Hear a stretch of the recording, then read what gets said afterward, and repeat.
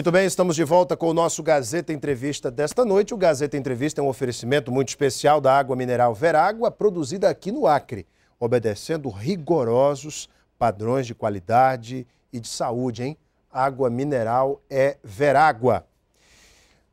Sob a perspectiva da criação de um direito penal moderno, compatível com os princípios político-criminais da Constituição Federal, aconteceu durante esta semana, de terça-feira até esta sexta-feira, o simpósio do anteprojeto do novo Código Penal brasileiro em tramitação no Congresso Federal.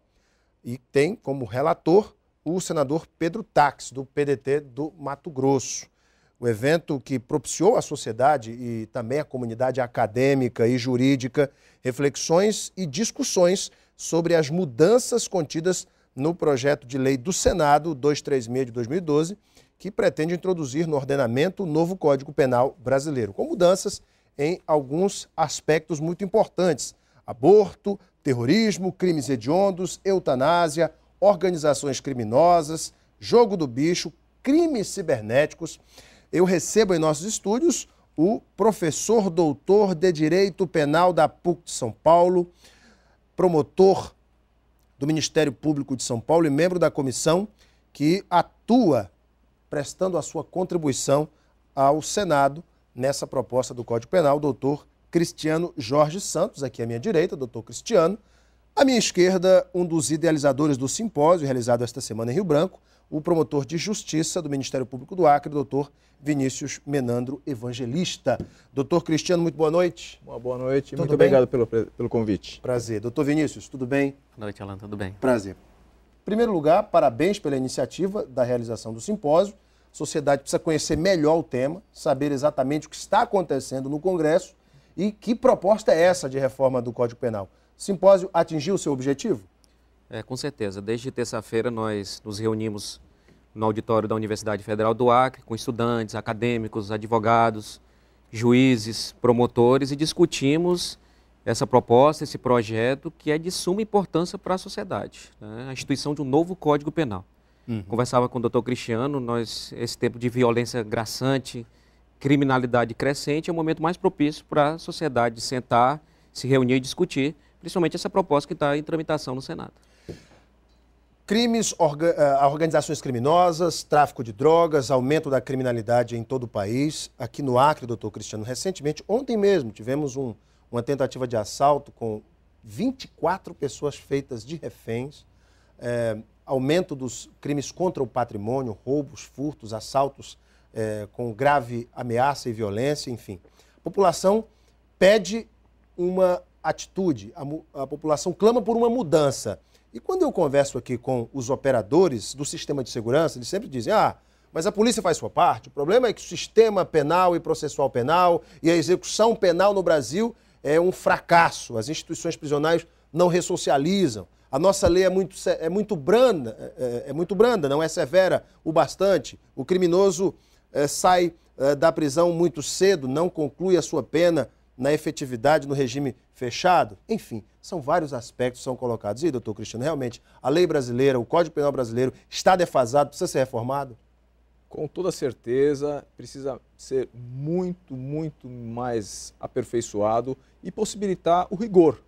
O que nós temos discutido, debatido é o Congresso Nacional, os congressistas, eles estão lá para espelhar, refletir a vontade da população. E a população não suporta mais violência, não suporta mais esses índices de criminalidade. Então, um dos aspectos mais importantes não é apenas pensar em aumentar as penas, Alain. As penas, eventualmente, podem ser aumentadas, mas muitas vezes não precisam. Basta o que precisaria? Cumpridas. Que se cumpram. Não é possível falar hoje no Brasil em cumprimento de pena em regime aberto. O que é cumprir pena em regime aberto? A pessoa teria que se recolher na casa do albergado. A casa do albergado não existe. Então, a pessoa é recolhida na própria casa. Ora, cumprir a pena na própria casa sem fiscalização é a mesma coisa que não existir uma pena.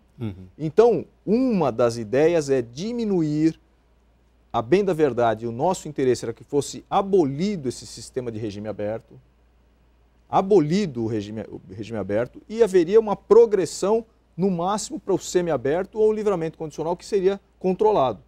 Agora, acima de tudo, é preciso que o legislador acolha, ouça a voz das ruas. Porque, num primeiro momento, houve uma redução da pena do roubo. Vejam, um caso como esse que aconteceu no Acre, um crime de tão grandes consequências, não é possível imaginar que hoje em dia nós tenhamos que dar mais regalias ao criminoso.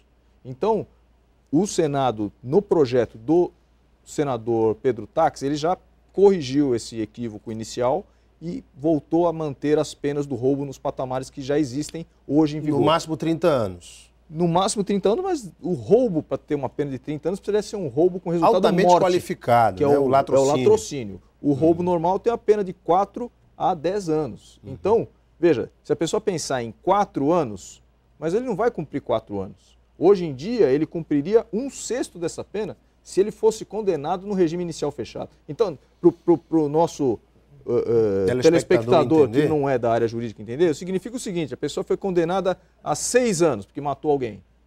Se ela for condenada no semiaberto, ela vai cumprir 1 ano no semiaberto, teoricamente, que é uma colônia agrícola, e um ano depois ela já está na rua, no regime aberto. Ou seja, ela matou uma pessoa e não vai cumprir quase nada de pena. Isso é absolutamente incentivar a criminalidade, porque a impunidade é uma das molas propulsoras da criminalidade. E a partir do momento que a pessoa vê que o seu vizinho pratica um roubo, pratica o tráfico de drogas e não acontece nada com ele, se ela tem uma moral fraca, ela tende a refletir esse tipo de comportamento. Na sua opinião, doutor Cristiano, quais as mudanças mais importantes nessa proposta no Senado? Bem, eu vejo uma das questões exatamente que nós estamos a tocar aqui no momento, que é o fim do regime regulamentação dos regimes de progressão, a meu ver, com a extinção do regime aberto, ou pelo menos prazos mais amplos para progredir, fazer um controle efetivo da progressão, que não seja só o cumprimento da pena, mas o exame criminológico, ver se o indivíduo tem uma propensão para voltar a delinquir, e nesse caso, se houver essa propensão, que seja negado o direito de progredir. Mas é aí que não está a falha do sistema prisional da execução penal? Não é só isso. Existem várias afirmações como a cadeia não ressocializa. Em primeiro lugar, isso é um mito. O direito penal mundial, os estudos de criminologia mais recentes no mundo, já estabeleceram pena não serve para ressocializar. É para pagar por um crime. Principalmente isso. E fazer o quê? Com que sirva como exemplo para que os terceiros não cometam crimes. É o que nós chamamos de função preventiva e função repressiva.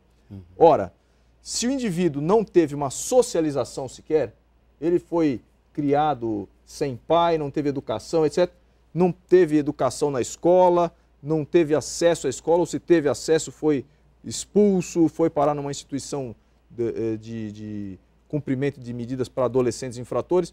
Eu pergunto, a mãe, o pai não deram conta, o diretor da escola não deu conta, o professor não deu conta, o instrutor da unidade de repressão a adolescentes infratores não deu conta.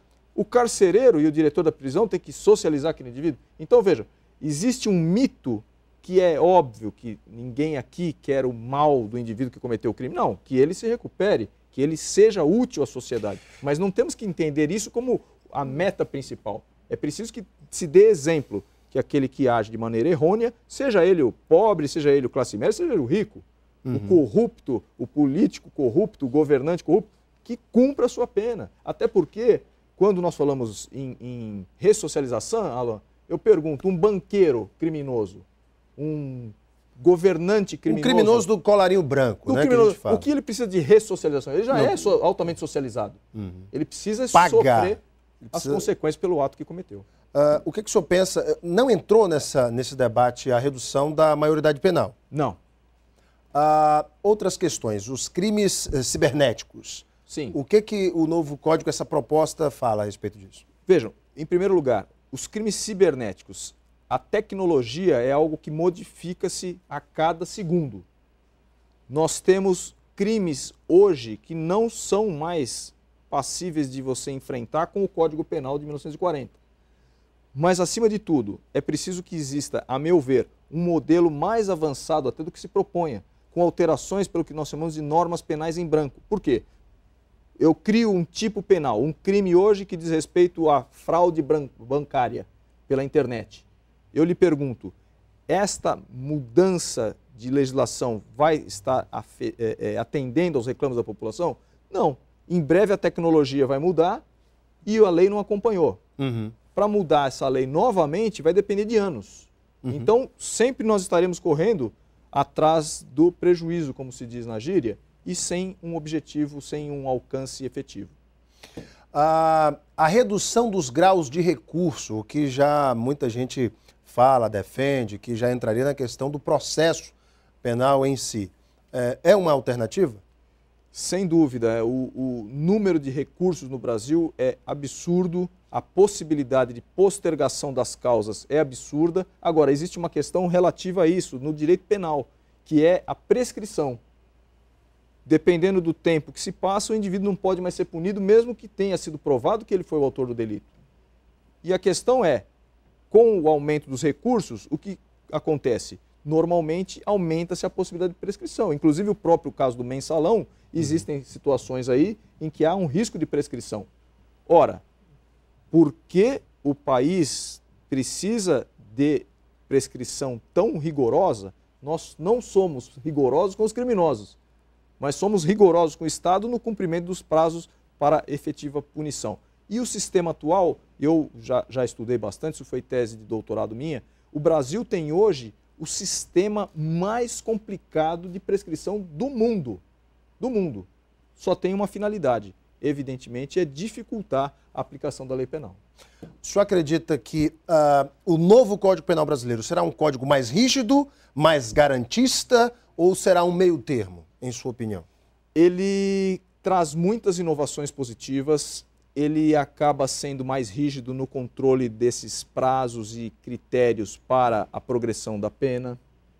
Ele traz crimes cibernéticos, traz os crimes contra a humanidade, contra os direitos humanos, prevê o crime de terrorismo, que há muito tempo tem sido reclamado. Então ele tem muitos avanços, mas por outro lado ele prevê uma série de facilidades ou de brechas, por exemplo, a absoluta liberação do porte de drogas para uso, consumo pessoal.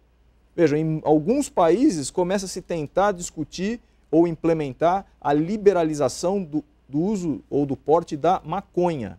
Agora o Brasil está indo muito à frente e, a meu ver, de uma maneira totalmente equivocada, deixando ao lado de todo tipo de droga. Então, um dos maiores flagelos da sociedade hoje, o crack. Pelas televisões, infelizmente até nas próprias casas, as pessoas têm contato, o indivíduo viciado em crack. Ora, hoje em dia, se o consumo for liberado, eu pergunto, quem vai ser favorecido? O Estado vai vender crack? O Estado vai vender cocaína? LSD? Não. Então eu pergunto, se haverá um maior número de usuários que não serão importunados, nem poderão ser pela polícia, eles terão que buscar essa droga em alguém. Consequentemente, quem vai ganhar é o traficante. O senhor acha que essa matéria da liberação do uso pode passar para a reforma do Código? Isso está previsto no anteprojeto e, por enquanto, está mantido no projeto. Isso é perigoso. Muito perigoso. Nós, do Ministério Público de São Paulo, e conversando aqui com o colega Vinícius Menandro, percebemos que é do Ministério Público do Acre, eu diria do Ministério Público do Brasil inteiro, é um risco muito grande. Eu acredito que as autoridades não atentaram ainda, as autoridades do Congresso Nacional, para o risco que é a liberalização do porte, da aquisição das drogas de qualquer espécie para consumo pessoal. A matéria ainda pode ser emendada, essa parte pode ser retirada do texto. Sim. E a gente espera e que se faça um lobby muito forte no Congresso, com os nossos deputados e senadores atuando decisivamente para a retirada de pontos terríveis como esses na proposta de mudança do Código Penal. Pena que o nosso tempo está estourado. Eu quero aqui agradecer ao Dr. Vinícius Menandro, que é um dos idealizadores do simpósio, pela realização do mesmo. Dr. Vinícius, muito obrigado pela sua vinda. A gente agradece novamente o espaço, Alan. Foi um grande prazer tê-lo aqui. Dr. Cristiano Jorge Santos, que é um especialista no assunto. Doutor Cristiano, pena que o nosso tempo está esgotado. Muito obrigado pela sua vinda. Agradeço a oportunidade. Sucesso, parabéns. Muito obrigado. Concordo bastante com o que o senhor falou. Para vocês de casa que nos acompanharam, muito obrigado pela audiência e pelo carinho. Um beijo imenso a todos, fiquem com Deus no coração e tenham todos um ótimo final de semana.